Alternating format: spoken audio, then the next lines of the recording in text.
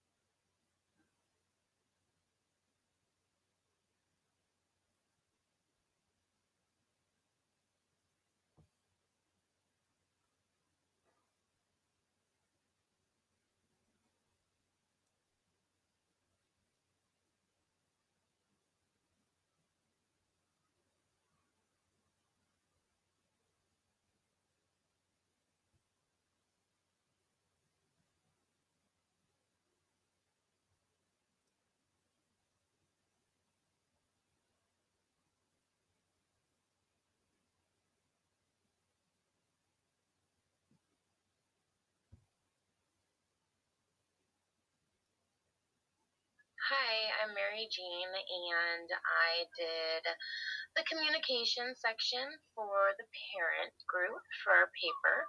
The last part that says facing challenges in communication with language barriers is actually done by a different person in our group. So the two that I talked to you about are the helpful ways to communicate for parents and teachers on the go, and positive communication between parents, teachers, and children.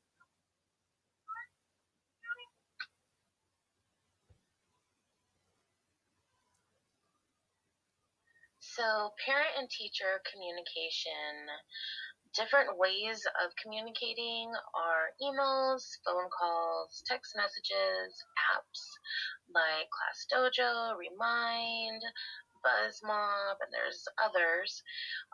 Also, take home journals, which are for teachers and parents to basically write notes to each other, send it back and forth, and also monthly newsletters. Now, not everybody has the internet, and not everybody has a cell phone, which kind of sounds a little crazy because it's 2018, but it's still a possibility that not everybody has that.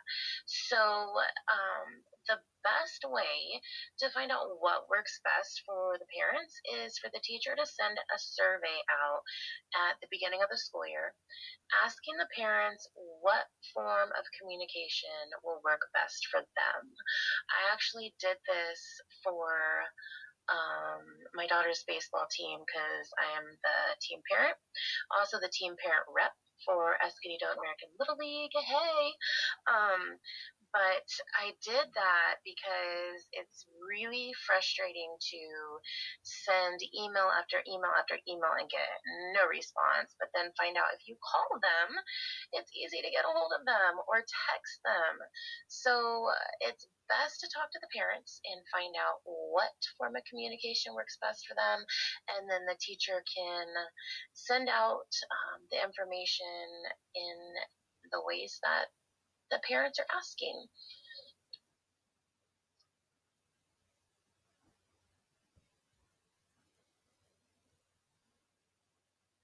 So, parent, teacher, and child communication is beneficial in many ways. Parents tend to go to parent teacher conferences by themselves. Teachers might discourage children from being there. However, having a child there gives everyone a chance to discuss how the year is going. The teacher is able to tell the parent what's expected of the child, and the child will be there to see what it is that they're supposed to be doing.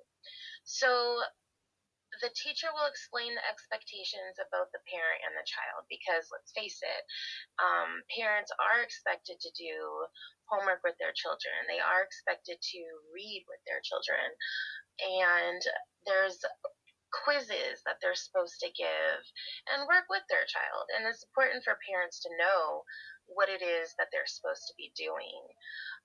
Also, the child will understand that their teacher and parent communicate and hopefully avoid having issues in class. I know personally for me, when my daughter sees me talking to her teacher, she understands, hey, my mom talks to her. They communicate. Maybe I should act a little better in class because my teacher is going to tell my mom. And that has worked. And also with my class and students in my class, I've noticed that when they see me talking to their parents, they either get totally excited or freak out because there's either good news or bad news. But it helps to have everybody be on the same page when it's the parent, teacher, and the child. Also, the parent will see how the child interacts with the teacher.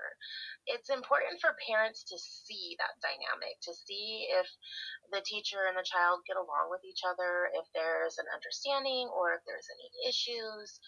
That's something to pay attention to as well.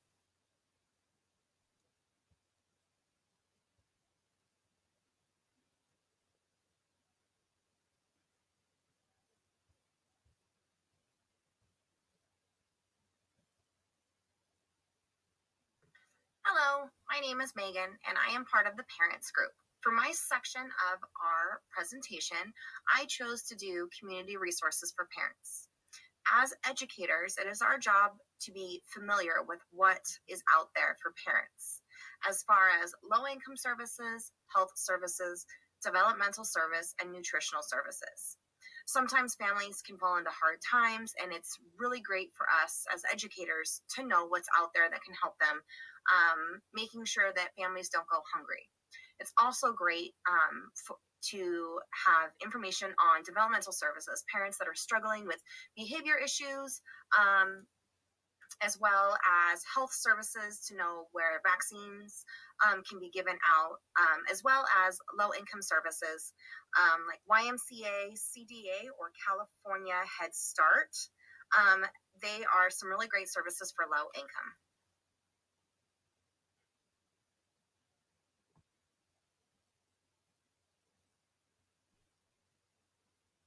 Low-income services. Some really great services that are out in our community are the YMCA, California Head Start, CDA, and WIC. So these services like YMCA and CDA are for low-income families. They are really great resources that offer free childcare referrals and resources to families in the San Diego County area. So parents can make informed decisions about childcare. They also help families find quality and affordable care. The CDA, which is short for Child Development Associates, as well as the YMCA, can meet with families, find out their financial qualifications to see if they qualify for financial aid for preschools. The California Head Start is another one that's for low-income families. They have their own community of preschools for the low-income community. The WIC is a really great program out there for low income as well that gives nutrients to families, as well as groceries and some really good healthy foods for their children. They also assist with breastfeeding moms.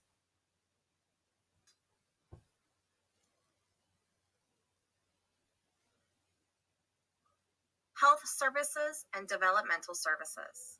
Some health services that are out there for families are free vaccination clinics. In the County Public Health Center, there is free vaccines out there for children. They have some requirements. Children and adults who do not have health insurance, children and adults whose health insurance does not include vaccines, any person who are Alaskan Native or American Indian, persons that are 0 to 18 years old who have Medi-Cal, and any person who is 6 months or older in need of the influenza flu vaccine. So some really great vaccines if you don't have health insurance out there to make sure that we can vaccinate our children. Developmental services. So some really great services that are out there for families are First 5 San Diego. They really try to make make it easier to get their children, families have their children assessed. If you see any developmental delays or speech delays or anything like that, they can refer you to people that can help with that. They really